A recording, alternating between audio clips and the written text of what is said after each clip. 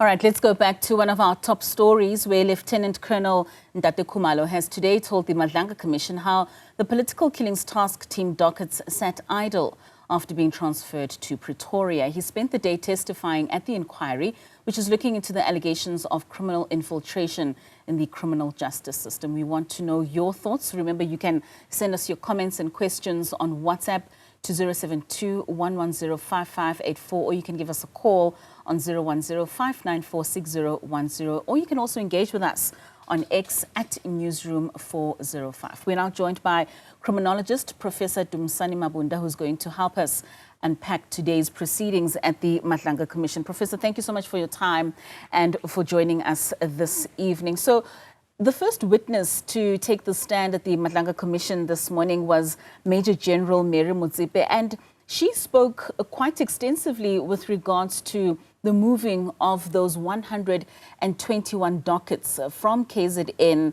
to Pretoria because she was told an audit process needed to take place. What did you make of her testimony this morning? Yeah, good evening and good evening to the viewers. Yes, I listened to a bit of what Major General Motsepe was testifying today.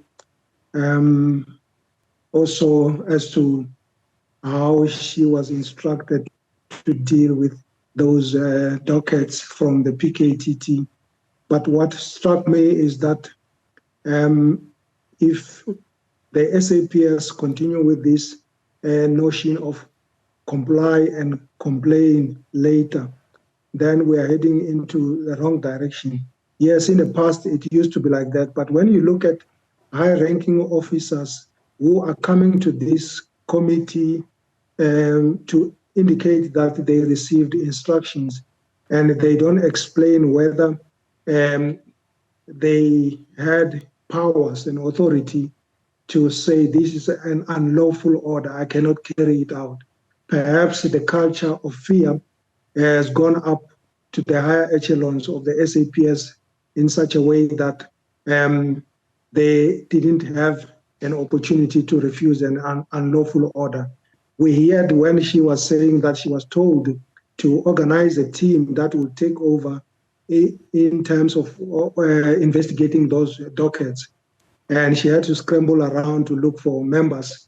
We are not told whether those members were experienced enough to deal with those kinds of dockets. I mean, you speak about a comply and complain later type of culture, but you also say that it used to be that way within SAPS and it shouldn't be. What do you think initially led for that kind of culture to even exist, where police officers would simply comply even though they knew that what they were complying to was not in their best interests or for the best interests of justice? The police knows that you can only comply with a lawful order. Let me give this typical example. Two officers patrolling together and they see a person running away. The sergeant will not give an instruction to the constable to say shoot at that person without having details as to why that person is running away. Yes, as difficult as it is, but the constable has been trained to know that this is an unlawful order. I cannot comply with an unlawful order. But to my disappointment, most of the officers that have testified, they seem to have capitulated to know that the order is not necessarily going to be complied with, but they didn't have the guts to find an appropriate response. Looking at people at the major general positions, now you can ask yourself, what will happen with the officers down there at the lower levels? It means they are likely to comply with unlawful order because the major generals have set an example to say, you heard me complying with an instruction which was unlawful. So who are you to refuse to comply with an order? So Major General Motsepe also spoke about some discrepancies in those 121 dockets once they were sent to Pretoria for an audit. And she made reference to the oldest docket, which was from 2016, where she says the suspects were identified through a Section 205 subpoena, but they were never arrested. And in 2025, the last entry in that docket was in 2023. So considering that timeline, and if really this is true, what are then the systemic issues within the criminal justice system and the processes that could contribute to such a prolonged mismanagement of a document, of a docket rather? I think we are aware of these so-called cold cases.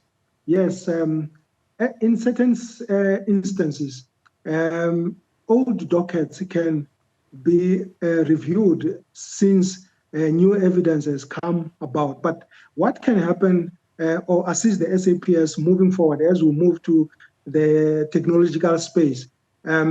This issue of e-dockets should be taken into consideration going forward, because we have seen how easy even the police officers can be intimidated, because suspects knows that this is a particular investigating officer who is investigating my case, so I want to destroy this case. The only way to do that is to approach that investigating officer who is holding that hard copy to bribe him or her in order for the case to die. So the sooner the SAPS move with times to have e-dockets, the better. There will be a minimal chances of bribing investigating officers. And I mean, she also mentions that within some dockets, the prosecutor's instructions were not followed, resulting in some of the cases being unable to proceed to court. Yes, once you move investigation from one area to another, it is the same as when a prosecutor wants to recuse himself or herself. The new prosecutor has to study the documents to familiarize themselves so that they can be able to represent someone. The same principle applies to investigating officers. If you take away a docket that was initiated by a particular officer and you give it to someone else, it will take some time for them to familiarize themselves with the case, thereby increasing the chances of gaps that will lead to the case being thrown out of the court. So this is an opportunity for detectives also to use this as case studies so that going forward, there will be little chances of cases being thrown out of court because of insufficient evidence or lack of evidence thereof. Yeah.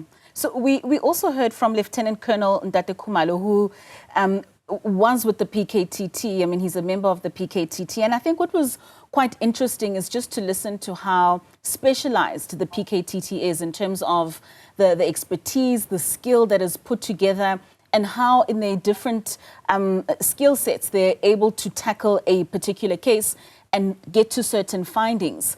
Does this say something about the capability that exists within SAPS that maybe is not tapped into on a broader spectrum? Yes, a good question. It indicates that the SAPS still have enough expertise, but the fragmentation of this expertise may be their downfall. So this PKTT model is a good model where you put expertise together so that when there's an issue to be investigated, you don't run around looking for expertise. You know who to call. I can give you an example. In terms of crime scene management, when a crime has been committed, you find that the detective will go to the scene, and when they get to the scene, they know who to call. For example, crime scene experts, like fingerprint experts. Sometimes, because of the workload that these experts are having, they may take time to reach the crime scene until the detective leaves the scene. By the time the expert reaches the scene, family members have tampered with evidence and all those kind of things.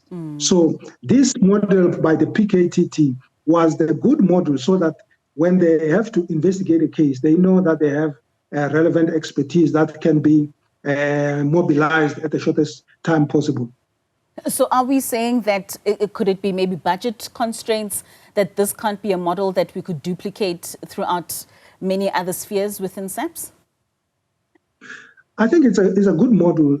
They need to be capacitated the same way the Scorpions were capacitated. We all know how effective the Scorpions were because they were having all kinds of expertise, and they could be able to even cross borders to look for evidence. But with resource constraints, even if you have good expertise, what will happen is that this expertise, because of various reasons like low salaries and lack of promotions, they are likely to be taken by private investigation organizations. So we need to capacitate the expertise that are there so that we can have a retention strategy. And we will, in that manner, keep our expertise in South Africa. So such a task team can't exist in perpetuity. We can't have it simply go on forever and ever.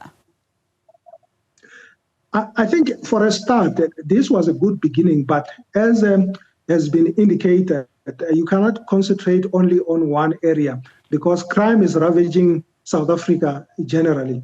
So with enough resources, the same units or teams can be assembled in all 9 provinces, especially in areas where there's this prevailing problem of gang violence. It can be easy to assemble a team to go and saturate such areas and deal with the issue once and for all. But whilst this scrambling in the organization is taking place, unfortunately, the criminals are having a field day. Sure. So tomorrow we've got Brown Mokhotsi, who is expected to appear before the Madlanga Commission. What do you think we should be looking out for there? We are expecting more bombshells to drop tomorrow. You know, it's interesting. Those people who have been speaking in various social media claiming that they are innocent, when their opportunity comes, I think South Africans who are not busy doing all other things should be glued in their TVs to hear what they will be saying, because now the whole country is listening to them. So we are looking forward to tomorrow's proceedings, and not only tomorrow, but all the remaining witnesses. We are still waiting to see if they will refute what has already been said by various witnesses, which points to one direction, that the decision to disestablish the PKTT was not a correct one.